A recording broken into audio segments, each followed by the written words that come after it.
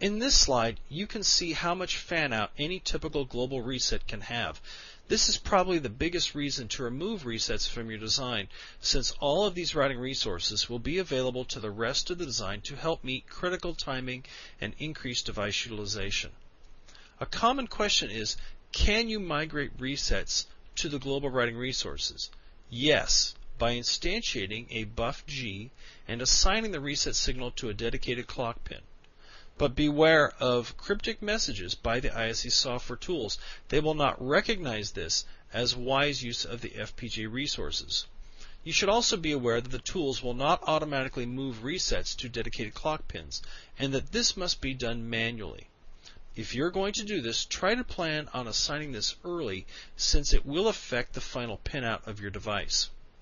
Note that in the past, the implementation tools would infer the GSR signal for true global set resets automatically. However, the implementation tools do not do this anymore, so you will have to assign this manually. You should also keep in mind that the block RAM clock enable functionality has precedence over a reset. With flip-flops, the reset has precedence over the clock enable. So if you use a clock enable and a reset together on a block RAM, you have to code for this behavior properly. This will be changed in the next generation of Virtex products.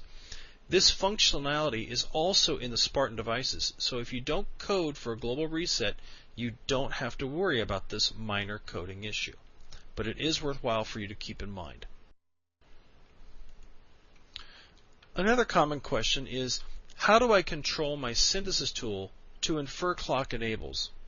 Recall that like synchronous resets, clock enables can be connected directly to the flip-flop or be connected to a LUT input. The intention is that you might want to design your lowest fan-out clock enables to use a LUT input. This will decrease the number of control sets in your design. Recall, control sets were covered in part 1 of this series of RELs.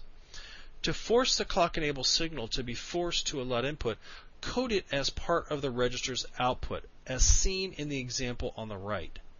So in this example, instead of coding it as we usually do, as seen on the left, which will force the clock enable to the register's clock enable port, write the detailed equations and the explicit connections to the register's output. In this case, by having more than one input, it forces the clock enable input to the LUT input. Xilinx is not recommending that you design asynchronously or ignore the clock enable, just that you try to reduce designing low fan-out clock enables. That is, low fan-out clock enables that maybe drive fewer than 8 registers. Synthesis tools will get smarter about when to use the dedicated clock enable control signals and when to move the clock enable function to the data path, but it will take some time, and frankly, most designers who are really trying to work the best with the FPGA might want to be able to control this and should learn how to control this functionality anyway. You should also note that some synthesis tools allow the user to disable the use of the clock enable port on the register. Xilinx does not recommend this use typically because on average it results in the use of 25% more LUTs, so a big chunk of logic is saved by using the clock enable port. We just need to practice coding for it when we want it and letting the synthesis tool decide in other cases. While we're on the topic of the use of clock enables, don't forget that Virtex-6 and Spartan-6 have built-in enable resources. Specifically, the buff-G clock enable and the buff-H clock enable primitives allow you to turn off a clock rather than distribute a high fan-out clock enable signal. Now these will have to be instantiated and work best when the logic connected to the clock enable is relatively small and can be located in small areas. And we might define as small areas maybe being 1 clock region. So in the ideal case, when you have a low fan-out clock enable that's greater than just say a few CLBs, then this might be something to consider. Under the category of other tips for getting the most out of Virtex-6 and Spartan-6, we just wanted to make a note about adder trees. Simply put, don't build them manually. You're going to be better off to instantiate the appropriate core from the core generator in this case. This will allow you to get the most out of the DSP slice because the DSP slice will build it best with an adder chain rather than an adder tree. Since we've been talking about registers being a premium, we wanted to take a second and mention some considerations about synthesis options. Now, first of all, don't over-constrain your design during synthesis, or for that matter, during implementation.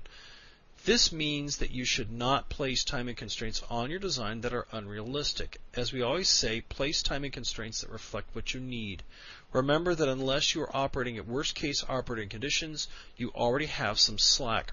Over-constraining typically makes designs bigger and increases the number of registers used, since synthesis tools tend to replicate logic to decrease the fan-out on timing-critical paths.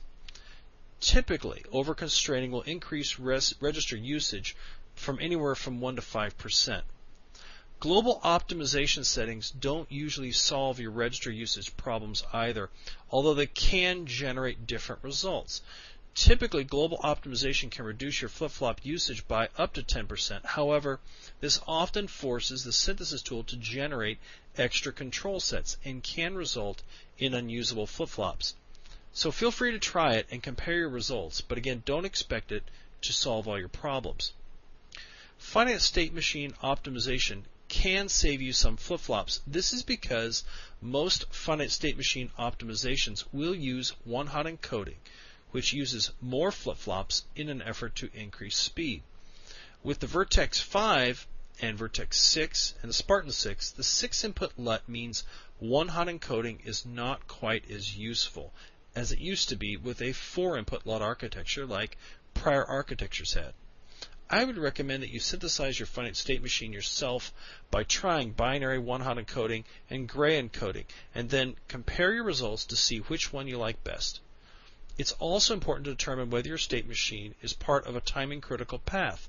Unfortunately, they often are. If so, you may have little choice but to use one-hot encoding, but don't be reluctant to be an engineer and evaluate the encoding yourself. Note that over time, this is something synthesis tools will learn from and improve upon. Finally, don't use slice or LUT compression switches. While this does not consume too many extra flip-flops, in some cases latch-throughs were used, and those consume extra registers. Recall that the slice does not allow you to separate the flip-flop from the LUT, so in the case of a latch-through, the LUT is used but the flip-flop ends up being wasted.